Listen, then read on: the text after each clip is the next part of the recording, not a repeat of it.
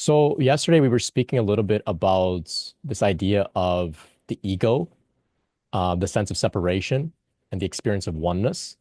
And I did a little bit of a demonstration, trying to depict what this sense of separate sense of self is, this ego is. And so, in brief, if we consider what's going on in our minds, there is a field, spacious field of awareness. And in that spacious field, there are thoughts arising and passing away one at a time, one at a time, right? And so that's all that there is. It's like somebody is holding up flashcards and then they put a flashcard down, they put another one up, put that one down, another one at a time. There isn't actually an entity there that we can say is a separate sense of self. There isn't something there with a center, right? There isn't an actual me or I there. There's just a flashcard arising, passing away, arising, passing away. So why is it then that we take the thoughts that arise one at a time in our mind, just like those flashcards? Why is it that we take it to be some sort of persisting sense of self, a persisting entity? The reason that we fall into this illusion is because of the power, the energetic charge related to emotion. So it's not just that those thoughts are meaningless. Those thoughts have a certain emotional charge to them. My name is Brent, right? I'm a good boy. These make me feel good.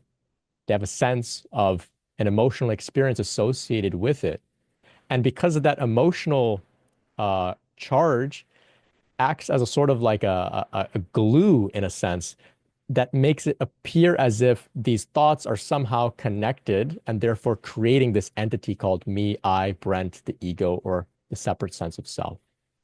But when we resolve the emotional charge, what happens is we see what it was really is and always was, which was just one thought arising and passing away at a time in the mind, right? So this is how people come to experience states of oneness beyond the sense of separate self, is because their separate sense of self, the emotional issues there get resolved, they get dissolved, revealing the oneness, revealing the interconnectedness of all there is, right?